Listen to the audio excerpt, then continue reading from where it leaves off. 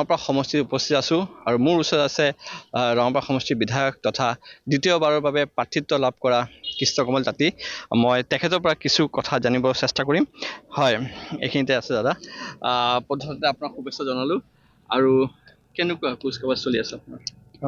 প্ৰথমতে মই অসমৰ মাননীয় মুখ্যমন্ত্ৰী ডক্টৰ হিমন্ত বিশ্ব শৰ্মা ডাঙৰীয়া আৰু ৰাজ্যিক সভাপতি দিলীপ শইকীয়া ডাঙৰীয়াক ধন্যবাদ জনাব বিচাৰিছোঁ যে মোক দ্বিতীয়বাৰৰ পৰা প্ৰাৰ্থিত্ব প্ৰদান কৰাৰ বাবে। আৰু আমি আচলতে ৰঙাপাৰাবাসীৰ ৰাইজে উৎকণ্ঠাত আছিলে, মানে ধৰক টিকেটৰ আগমুহূৰ্তত, কিন্তু আমি যি উপলব্ধি কৰিছোঁ ৰঙাপাৰাবাসীৰ ৰাইজ আচলতে উৎকণ্ঠাৰে ৰখি আছে তেওঁলোকে ভাৰতীয় জনতা পাৰ্টীৰ পক্ষত ভোটদান কৰিবৰ কাৰণে। আৰু ইয়াৰ অন্তৰালত কি আছে বুলি ক'লে আমি দেখোঁ যে পূৰ্বৰ ৰঙাপাৰা আৰু আজিৰ ৰঙাপাৰাত যথেষ্টখিনি পাৰ্থক্য আছে। পূৰ্বতে ৰঙাপাৰা ৰাস্তা বুলি ক'লে মানুহৰ এটা মানে বহুত বেয়া এটা পৰিস্থিতি আছিল। সেইকাৰণে আজি ৰঙাপাৰাৰ পৰিৱেশটো যথেষ্টখিনি ভাল। আজি অকল নগৰ নহয়, অকল গাঁও নহয়, চাহ বাগিচা অঞ্চলৰো লাইনৰো ৰাস্তা আজি নিৰ্মাণ হৈছে এই ভাৰতীয় জনতা পাৰ্টীৰ চৰকাৰৰ দিনত। আৰু বিশেষকৈ ঘৰে ঘৰে প্ৰতি ঘৰ মানুহৰ আমি যদি চাওঁ, প্ৰধানমন্ত্ৰী আৱাস যোজনা ঘৰ পাইছে, মানুহৰ ঘৰত ৰেচন কাৰ্ডখনৰ যোগেদি আজি ফ্ৰী চাউল পাইছে, দালি চেনি আৰু নিমখ পাবলৈ কাৰণেও সক্ষম হৈছে। দৰিদ্ৰ অসহায় বিধৱা মহিলাসকলে অৰুণোদয় পাবলৈ কাৰণে সক্ষম হৈছে। মহিলাসকল যাতে স্বাৱলম্বী হ'ব পাৰে তাৰ কাৰণে উদ্যমিতা আঁচনিৰ জৰিয়তে তেওঁলোকে 10,000 টকাকৈ পাইছে।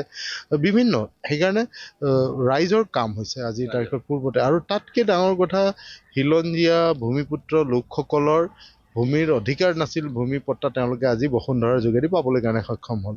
চাহ বাগিচা 200 বছৰ আজি গৰকিছে। চাহ বাগিচাৰ লোকসকলে চাহৰ যোগেদি চাহ বাগিচাৰ লোকসকলে আজি অসমৰ নামটো বিশ্ব প্ৰসিদ্ধ কৰিছে। কিন্তু এই জনগোষ্ঠীটোক কোনো চৰকাৰে তেনেকৈ চোৱা নাছিল বা তেওঁলোকৰ সমস্যাখিনি সমাধান হোৱা নাছিল।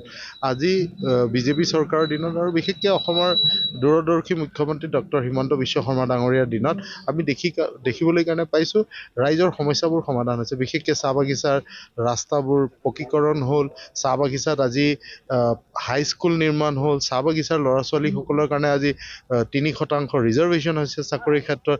আৰু আটাইতকৈ ডাঙৰ কথা, আজি ভূমিৰ পট্টা পাবলৈ কাৰণে সক্ষম হৈছে। আমাৰ ইয়াতে হাঁহচোৰা চাহ বাগিচাত ইতিমধ্যে আমি 799 গৰাকী পৰিয়ালক আমি ভূমি পট্টা দিবলৈ কাৰণে সক্ষম হ'লোঁ।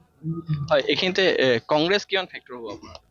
মই ভাবোঁ আচলতে চাওক, মানে কথাটো এনেকুৱা, ৰঙাপাৰাত যেনেধৰণে কাম হৈছে, ভাৰতীয় জনতা পাৰ্টী চৰকাৰখনৰ দিনত যেনেধৰণে কাম হৈছে বা মুখ্যমন্ত্ৰীৰ নেতৃত্বত যি ধৰণে কাম হৈছে, মই ভাবোঁ বেলেগ দলৰ কথা আজি ৰাইজে বিবেচনা নকৰে। ইয়াত কোনো ধৰণৰ তেনেকৈ প্ৰভাৱ নপৰিব।